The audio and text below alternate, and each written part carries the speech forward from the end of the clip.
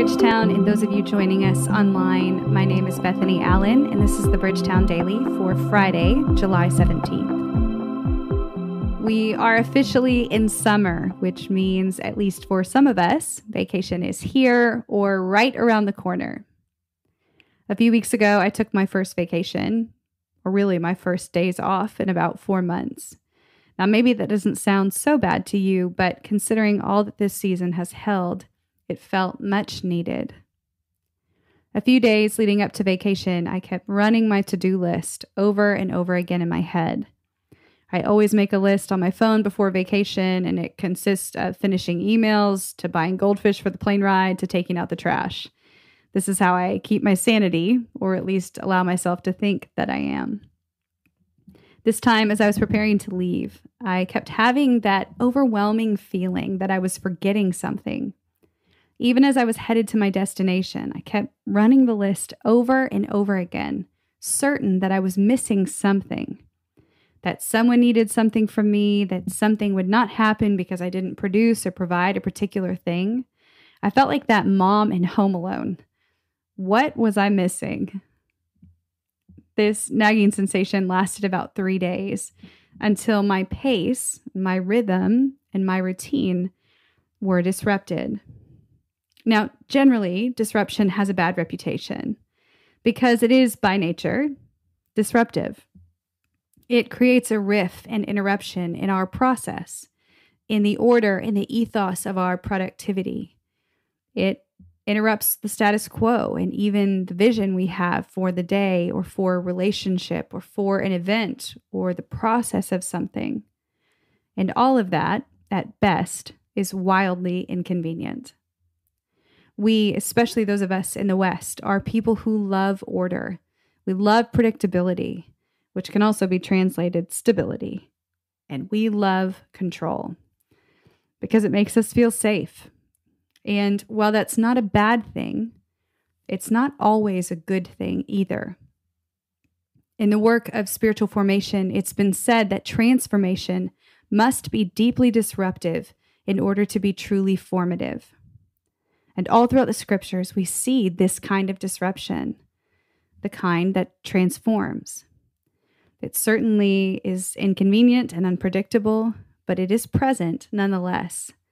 And these disruptions, these holy moments even, were never timely and never neat. I think about David when he was anointed as king. He was called from his shepherding field to a dinner table, only to be anointed King of Israel.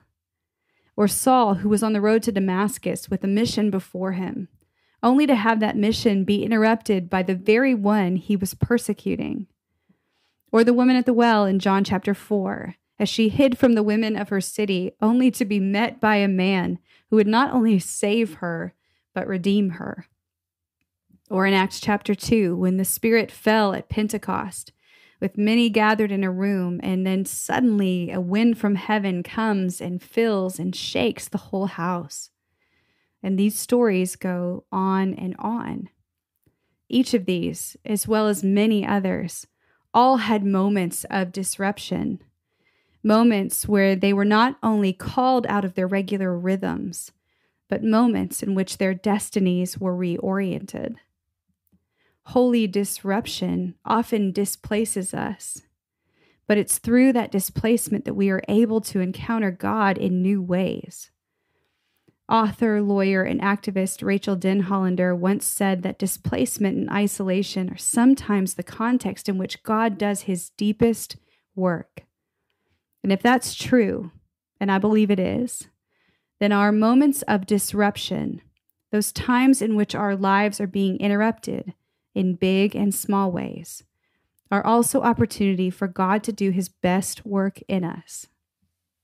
The problem is, more often than not, we, being creatures of comfort that we are, forego and even forsake, consciously or subconsciously, any disruption for the sake of our own consolation. There is something in us that innately wars against discomfort. And I know that struggle in a new way all too well. As I came down off my 3-day detox of going nonstop, I realized that the pace I was keeping, The kind of 8 to 7, 5 to 6-ish days a week schedule had produced in me no room or allowance for disruption of any kind, people or the Holy Spirit. And it was through being politely forced to take a break that I was able to actually encounter God in ways that transformed not only my internal world, but my external one as well. Through the rest that disruption brought, the imminent pause and delay in my thinking and process, I was given room for God's Spirit to speak and reveal to me the workings and the breakings and the exhaustions of my heart. But it was also in that disruption that I found breath and vision and a reorientation for this present moment and for the season ahead. Today for me is the Sabbath. And the thing I love most about Sabbath, or am really learning to appreciate more and more these days, is that it is a small but holy disruption. It is a day and rhythm set aside to disrupt the routine and pace of our weekly grind.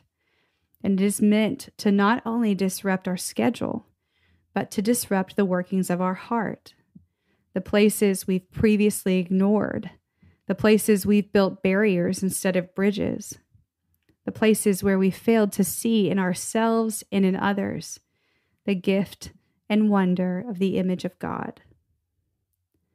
I'd like for us just to take a moment to listen and reflect. Where in this week did you experience disruption? What did it look like? How did you respond?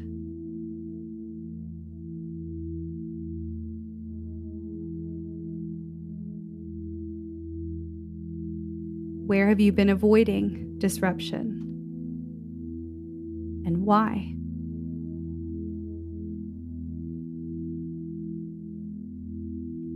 What posture can you take today that would create space for disruption to bring transformation?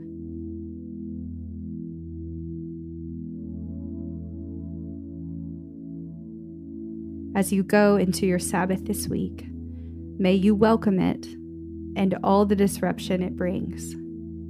May you learn to celebrate and invite the inconvenience, the noise, or the quiet of it. And may it cultivate in you a reoriented heart.